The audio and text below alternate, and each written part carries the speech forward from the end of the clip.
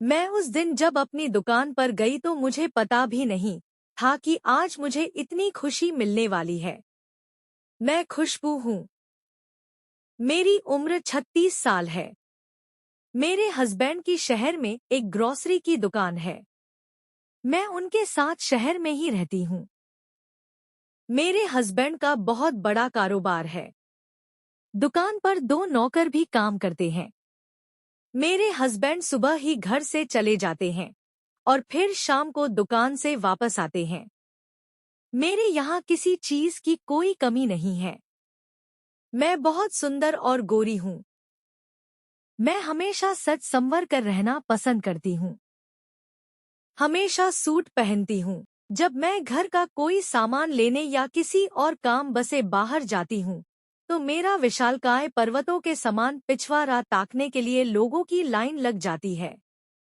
मेरे हस्बैंड जब शाम को घर वापस आते हैं, तो वो एकदम थक चुके रहते हैं और खाना खाकर सीधे सो जाते हैं। गुस्सा तो मुझे बहुत आती है कि इस तरह के पैसे का भी क्या फायदा कि अपनी पत्नी के लिए इनके पास समय ही नहीं है। मैं अपनी किस्मत को सोचती हूँ और मन को समझाती हूँ कि शायद भगवान ने मेरी किस्मत में यही लिखा है। इसी तरह मेरा जीवन व्यतीत हो रहा था। बाकी मेरे जीवन में किसी चीज की कोई कमी नहीं है। मैं अपने हस्बैंड की कोई बात नहीं टालती हूँ और उनका बहुत सम्मान करती हूँ। उनका कारोबार इस समय बहुत अच्छा चल रहा है। इस वजह से वो इस समय और भी व्यस्त रहते हैं। एक दिन ऐसा हुआ कि उनकी तबीयत थोड़ा खराब हो गई। उन्होंने डॉक्टर के यहाँ से दवा ली और शाम को जब वापस आए तो मुझसे उन्होंने पूरी बात बताई।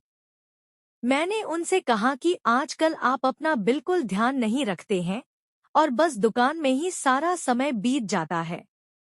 उन्होंने कहा क्या करूं, अगर ध्यान न दो तो सारा कारोबार इधर से उधर हो जाता है।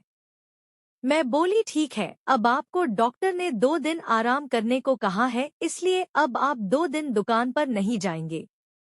उन्होंने फिर मुझसे चिंतित होते हुए कहा कि अगर मैं नहीं जाऊंगा तो वहाँ कौन सब संभालेगा। और चिंता की बात यह है कि अपने 2 नौकरों में से एक 5 दिन की छुट्टी लेकर अपने घर गया है। मैं बोली आप बिल्कुल चिंता न करें, मैं 2 दिन के लिए दुकान पर जाऊंगी और सब कुछ संभाल लूंगी। वो बोले ठीक है। फिर अगले दिन मैं सुबह खाना बनाकर उसके बाद दुकान के लिए निकल गई। मैं वहां पहुंची तो वहां पर नौकर ने पहले से ही सब साफ सफाई कर दी थी। उसने मुझसे नमस्कार किया और बोला मालकिन, मालिक की तबीयत कैसी है। मैंने कहा अब वो ठीक हैं, लेकिन डॉक्टर ने उनको आराम करने को बोला है तो वो घर पर रेस्ट कर रहे हैं। वो बोला कोई बात नहीं, आप बस आराम से बैठिए, मैं यहाँ सब संभाल लूंगा।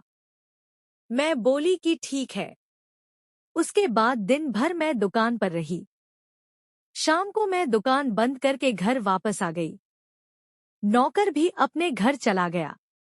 जब मैं घर वापस आई तो हस्बैंड ने मुझसे पूछा कि कैसा रहा दुकान पर पहला दिन, तो मैंने कहा कि सब ठीक था।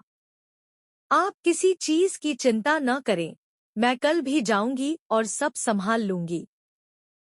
फिर अगले दिन मैं सुबह सारा काम खत्म करके दुकान पर पहुंची तो नौकर ने सब साफ सफाई करके दुकान खोल दिया था। उस दिन कोई त्योहार था, इस वजह से बहुत कम लोग दुकान पर आ रहे थे। थोड़ी देर बाद दोपहर में मुझे जोरों की सुसु आने लगी। मैंने सोचा दुकान के अंदर साइड में थोड़ा आंगन टाइप की खाली जगह थी। मैंने सोचा वहीं जाकर हो आती हूँ। मेरा नौकर बाहर की ओर दुकान में बैठा सामान सही कर रहा था। मैं अंदर गई और निवृत्त होने लगी। अभी मैं बैठी ही थी कि पीछे से नौकर भी आ गया। मैं तुरंत खड़ी हुई और सब सही करने लगी, लेकिन वो तो सब दर्शन कर चुका था। मैं एकदम शर्मा गई। मैं दुकान में आई और उससे बोली कि तुम वहां क्यों आ गए थे।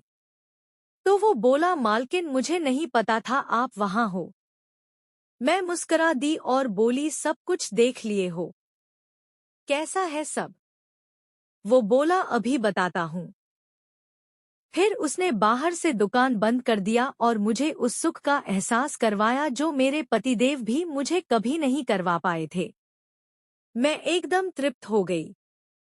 मुझे इतना आनंद मिला कि मैं एकदम खुश हो उठी।